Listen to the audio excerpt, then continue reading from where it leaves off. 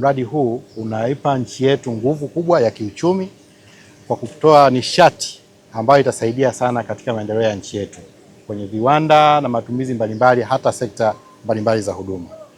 Kwa nchi yetu imejizatiti vizuri katika eneo hili, lakini vile vile tumeona namna ambavyo mradi huu umewekezwa na kusimamiwa kwa ufanisi mkubwa. Tumepata maelezo leo kwamba kwa ulinganifu na miradi mingine katika maeneo mbalimbali ya Afrika, mradi huu umesimamiwa kwa ufanisi na umetekelezwa kwa ufanisi, na kwa maana hiyo unatoa unafuu wa namna ambavyo huduma ya umeme itakavyokuwa inapatikana ndani ya nchi yetu. Kwa kamati hii ya uongozi imetembelea na imefurahi kuona namna ambavyo mradi huu umetekelezwa, na sisi tutaendelea kusimamia vizuri mradi huu kuhakikisha kwamba unakuwa na tija, sio tu katika uzalishaji wa umeme, lakini vile katika sekta zingine mbalimbali za uchumi za nchi yetu. Mradi umekamilika na kwa sasa tunapata megawati 2115 kutoka katika mradi huu. Mradi huu baada ya kukamilika kwake tuna takriban sasa hivi megawati 4073.7 katika gridi ya taifa.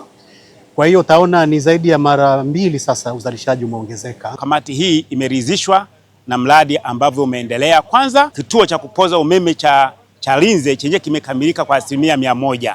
Kwa hiyo wamejionea kwamba tayari sasa kinapokea umeme kutoka Julius Nyerere na unaopeleka Dar es Salaam kwa kutumia zile laini za msongo wa kilovoti 220. Lakini vile vile tumewaeleza mipango iliyopo ya kuhakikisha kwamba kisha megawati 8000 ifikapo mwaka 2030.